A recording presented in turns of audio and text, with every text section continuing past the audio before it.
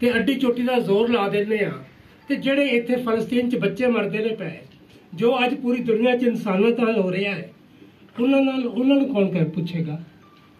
ਉਹਨਾਂ ਦਾ ਹਿਸਾਬ ਸਾਡੇ ਕੋਲ ਨਹੀਂ ਲਿਆ ਜਾਏਗਾ ਕਿ ਤੁਹਾਡੇ ਐਕਟ ਦੇ ਵਿੱਚ ਕੀ ਹੋਇਆ, ਤੁਸੀਂ ਕਿੱਥੇ ਖਲੋਤੇ ਹੋ। ਔਰ ਇਹ ਸਭ ਤੋਂ ਪਹਿਲੀ ਜ਼ਿੰਮੇਵਾਰੀ ਸ਼ਾਇਰ ਦੀ ਹੈ।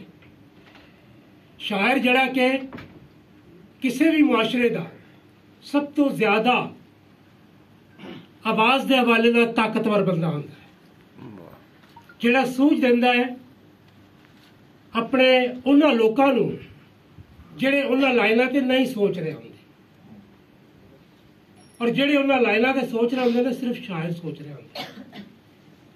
ਜੇ ਅਗਰ ਤੁਹਾਡੀ ਸ਼ਾਇਰੀ ਦੇ ਅੰਦਰ ਸੋਚ ਮੌਜੂਦ ਨਹੀਂ, ਫਿਕਰ ਮੌਜੂਦ ਨਹੀਂ, ਤੇ ਫਿਰ ਤੁਹਾਡੀ ਸ਼ਾਇਰੀ ਨਹੀਂ ਹੈਗੀ।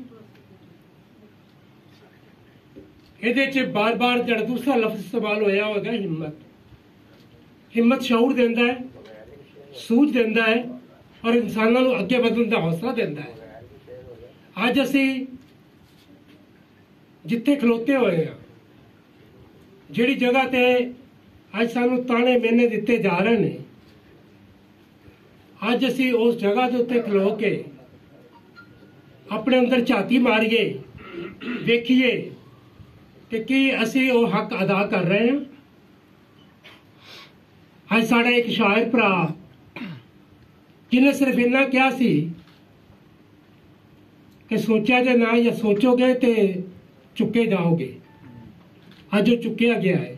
ਕਿੰਨੇ ਸ਼ਾਇਰ ਬੋਲੇ ਨੇ, ਇਹ ਪੂਰੇ ਹਾਲ 'ਚ ਸ਼ਾਇਰ ਬੈਠੇ ਨੇ।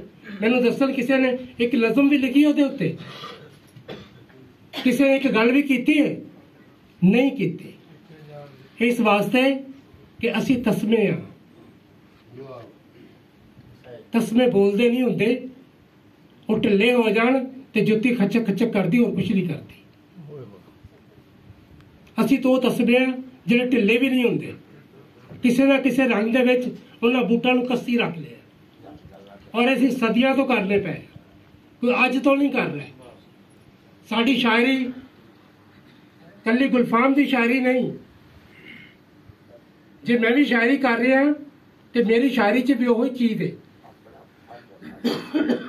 ਕਿ ਬਹੁਤ ਸਾਰੀਆਂ ਪੂਜਾ ਦੇ ਲਾਇਕ ਮੁਕੱਦਸ ਗਾਵਾਂ ਨੇ ਜਿਨ੍ਹਾਂ ਨੂੰ ਅਸੀਂ ਪੂਜਦੇ ਪਏ। ਕਦੋਂ ਤੱਕ ਪੂਜਦੇ ਰਵਾਂਗੇ? ਕਦੋਂ ਤੱਕ ਅਸੀਂ ਇਹਨਾਂ ਦੇ ਘਰਾਂ 'ਚ ਪਾਣੀ ਭਰਦੇ ਰਵਾਂਗੇ? ਨਹੀਂ।